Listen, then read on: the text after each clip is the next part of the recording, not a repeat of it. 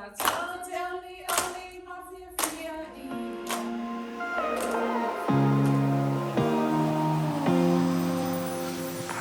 name's Ziya and I was born in Ba, Fiji. So I grew up in Fiji and migrated to Australia 22 years ago.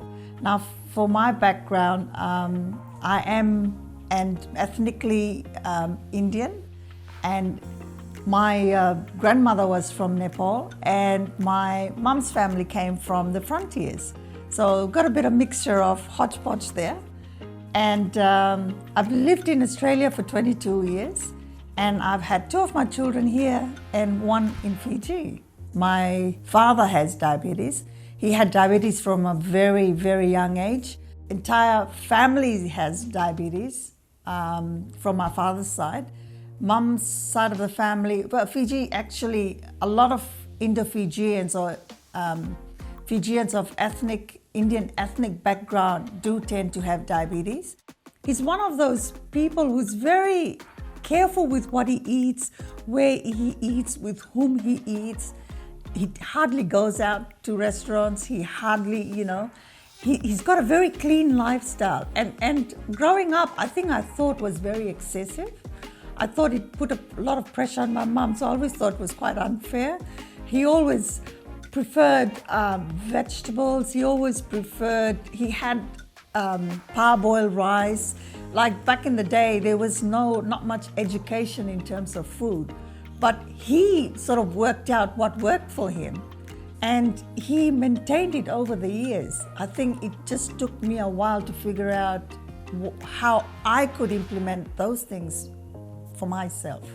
I think it's the change in their diet and their lifestyle. So it's quite common amongst our family. And I had gestational diabetes for my third child. It was a warning that I will eventually end up with diabetes. That's what gestational diabetes does to women. But as I got older, my vision started getting blurry, is when I first sort of sat down and thought, what diabetes is actually doing to me. I started exercising because I've got weak ankles. I mean, I can make all the excuses in the world. Shoes were too tight, footpaths is uneven. I love walking outside, but I hate the footpaths outside. It's unbalanced, it's not even straight. There's gravel everywhere. There's cars, too many people around. So there's a lot of excuses for me not to exercise, and the gym was sort of expensive, fees were going higher and higher. So I think the first thing I did was change my attitude towards exercise. So I used to do maybe 1 or 2 days a week, but when I started this program, now I do minimum of 5 to 6 days. I give myself 1 day off. And I pick any day off. It can be it's not like a Sunday or a Saturday. No, I treat myself 1 day off where I don't do any walking. So I started off with 5Ks. Now I'm doing between 6 and 7. My aim is 10Ks, but that motivates me, because with that, I think it's brought my sugar down. I'm sleeping better, less body aches. I was not sleeping well because there are other implications of that sugar, that unhealthy diet. There's a lot of other things which was affecting me, hitting menopause. So everything came in play. So I think the first thing for me was my attitude towards exercise. I switched to porridge because I cook for everybody else in the house. So we make sure that we at least incorporate certain amount of vegetables. Can't have too much of fruit because as a diabetic, that sort of triggers, I know what triggers it now. And I've incorporated in a way that the kids now follow what I eat. All my children do that now. You can't just say, oh, let's have this, let's have that.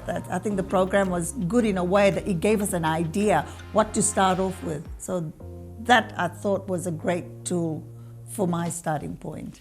Our lifestyle revolves around food. Every aspect of our culture is around food. Every celebration is around food. Everything, whether it's birthdays, marriages, death, traditional prayers, traditional days, everything is around food. So that, I think, is if we can change the way we think with food, that does make a difference. The journal you gave me was great because it gives you strategies, it gives you information, it gives you ideas, things I thought. I'm 53, things I thought that I knew it all, but no. Sometimes you do need that little bit of extra help, Being with women, listening to women, someone like me, you could relate to. You don't mind asking questions. Now, culturally, we don't ask questions. From my background, we never did ask questions. That was a no-no. You just shut up and listen to whatever you were told. So I think that itself was quite great. I loved the Zoom sessions. I could work till 8 o'clock and then switch on, and there's a Zoom session with 13 women all listening and talking. We had, the doctors talking, and I thought that was great. That's the best part. I think I loved the Zoom sessions. I could incorporate that as part of my wellness program, and then after that, Hina would send me a link. And then when I had time, so instead of watching my drama, I'd sit down and go through the links. She'd send me all the information. That was great. It wasn't making me stressed, thinking I work 8 hours a day, I have to cook, I have to wash. No, it was part of me.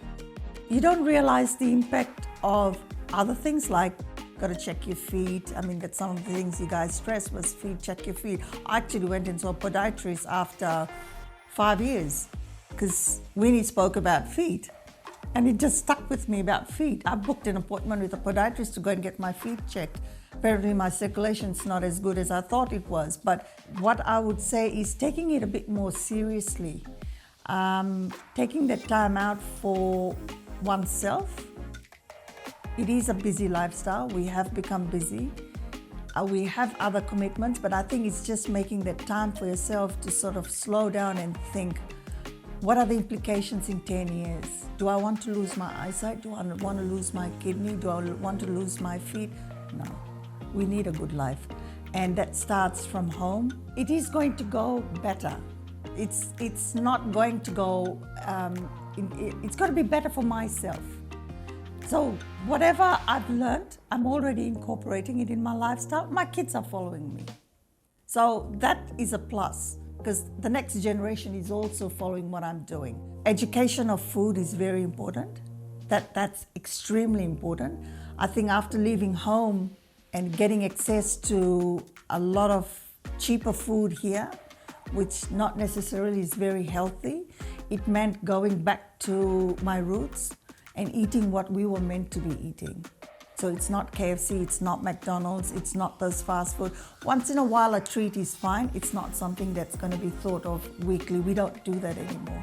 My HB test results went from 6.8 to 6.1, I think it was about 6.2.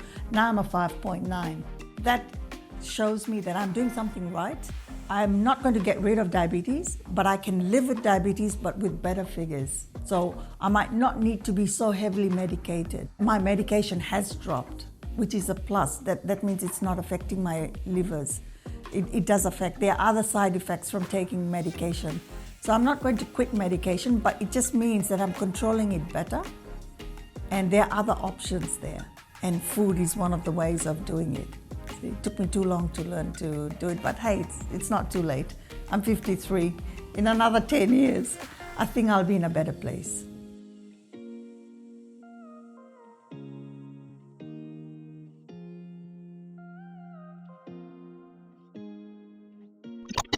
We don't smile this much when we're cooking, do we?